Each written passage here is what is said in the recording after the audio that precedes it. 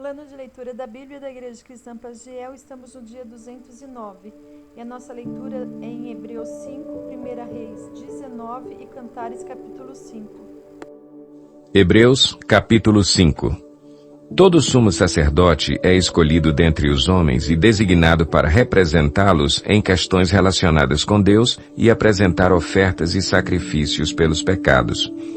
Ele é capaz de se compadecer dos que não têm conhecimento e se desviam, visto que ele próprio está sujeito à fraqueza. Por isso ele precisa oferecer sacrifícios por seus próprios pecados, bem como pelos pecados do povo. Ninguém toma esta honra para si mesmo, mas deve ser chamado por Deus, como de fato o foi Arão.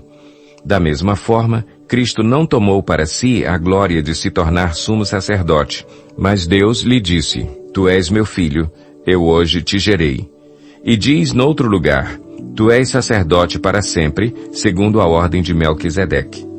Durante os seus dias de vida na terra, Jesus ofereceu orações e súplicas em alta voz e com lágrimas àquele que o podia salvar da morte, sendo ouvido por causa da sua reverente submissão. Embora sendo filho, ele aprendeu a obedecer por meio daquilo que sofreu e, uma vez aperfeiçoado, tornou-se a fonte da salvação eterna para todos os que lhe obedecem, sendo designado por Deus sumo sacerdote, segundo a ordem de Melquisedeque. Quanto a isso, temos muito que dizer, coisas difíceis de explicar, porque vocês se tornaram lentos para aprender. Embora a esta altura já devessem ser mestres, vocês precisam de alguém que lhes ensine novamente os princípios elementares da palavra de Deus. Estão precisando de leite e não de alimento sólido. Quem se alimenta de leite ainda é criança e não tem experiência no ensino da justiça. Mas o alimento sólido é para os adultos, os quais, pelo exercício constante, tornam-se aptos para discernir tanto o bem quanto o mal. 1 Reis 19. Ora, Acabe contou a Jezabel tudo o que Elias tinha feito e como havia matado todos aqueles profetas à espada.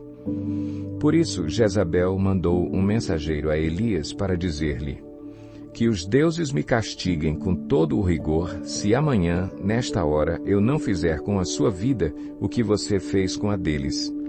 Elias teve medo e fugiu para salvar a vida. Em Berseba de Judá, ele deixou o seu servo e entrou no deserto, caminhando um dia. Chegou a um pé de giesta, sentou-se debaixo dele e orou, pedindo a morte. Já tive o bastante, Senhor. Tira a minha vida, não sou melhor do que os meus antepassados. Depois se deitou debaixo da árvore e dormiu. De repente, um anjo tocou nele e disse: Levante-se e coma. Elias olhou ao redor e ali, junto à sua cabeça, havia um pão assado sobre brasas quentes e um jarro de água. Ele comeu, bebeu e deitou-se de novo. O anjo do Senhor voltou, tocou nele e disse: Levante-se e coma, pois a sua viagem será muito longa. Então ele se levantou, comeu e bebeu. Fortalecido com aquela comida, viajou 40 dias e 40 noites até chegar a Horebe, o monte de Deus. Ali entrou numa caverna e passou a noite. E a palavra do Senhor veio a ele: O que você está fazendo aqui, Elias? Ele respondeu: Tenho sido muito zeloso pelo Senhor, o Deus dos exércitos. Os israelitas rejeitaram a tua aliança, quebraram os teus altares e mataram os teus profetas à espada. Sou o único que sobrou, e agora também estão procurando matar-me. O Senhor lhe disse: Saia e fique no monte na presença do Senhor, pois o Senhor vai passar. Então veio um vento fortíssimo que soprou os montes e esmigalhou as rochas diante do Senhor, mas a mão do Senhor não estava no vento.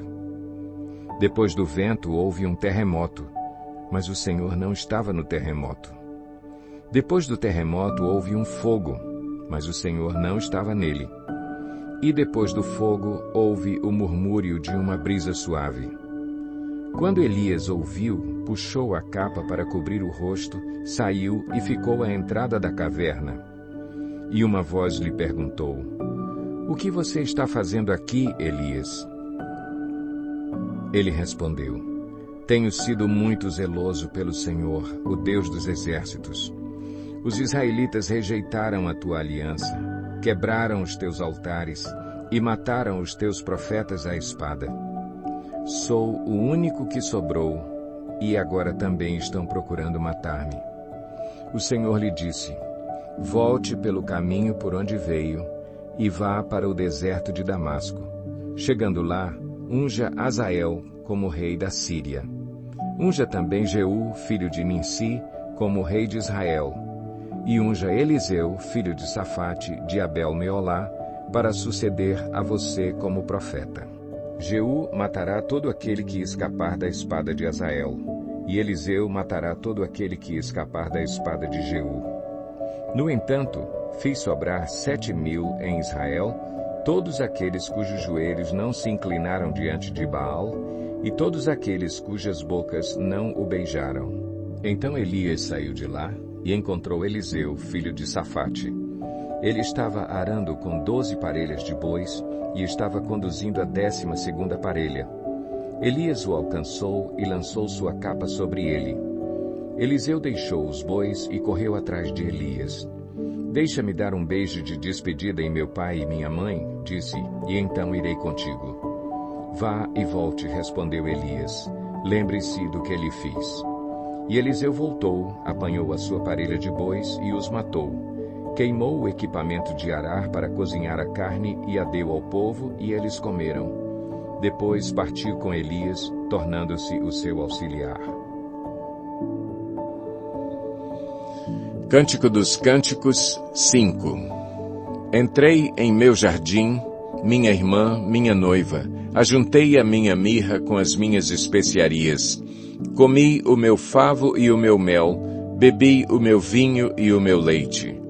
Comam, amigos, bebam quanto puderem, ó amados.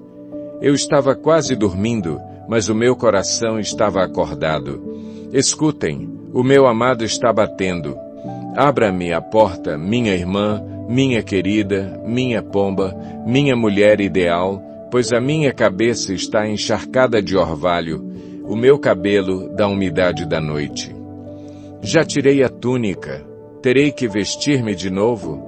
Já lavei os pés, terei que sujá-los de novo? O meu amado pôs a mão por uma abertura da tranca, meu coração começou a palpitar por causa dele.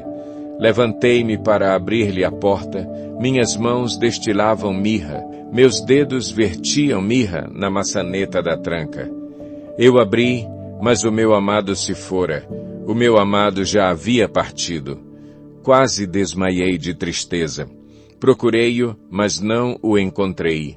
Eu o chamei, mas ele não respondeu.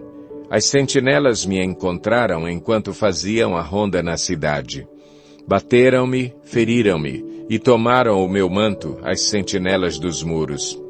Ó mulheres de Jerusalém, eu as faço jurar. Se encontrarem o meu amado, que dirão a ele? Digam-lhe que estou doente de amor. Que diferença há entre o seu amado e outro qualquer, ó você, das mulheres a mais linda? Que diferença há entre o seu amado e outro qualquer, para você nos obrigar a tal promessa? O meu amado tem a pele bronzeada, ele se destaca entre 10.000. Sua cabeça é como ouro, o ouro mais puro.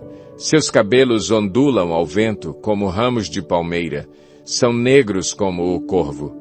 Seus olhos são como pombas junto aos regatos de água, lavados em leite, incrustados como joias. Suas faces são como um jardim de especiarias que exalam perfume. Seus lábios são como lírios que destilam mirra. Seus braços são cilindros de ouro com berilo neles engastado. Seu tronco é como marfim polido, adornado de safiras. Suas pernas são colunas de mármore, firmadas em bases de ouro puro. Sua aparência é como o Líbano, ele é elegante como os cedros. Sua boca é a própria doçura, ele é muito desejável. Esse é o meu amado, esse é o meu querido, ó mulheres de Jerusalém.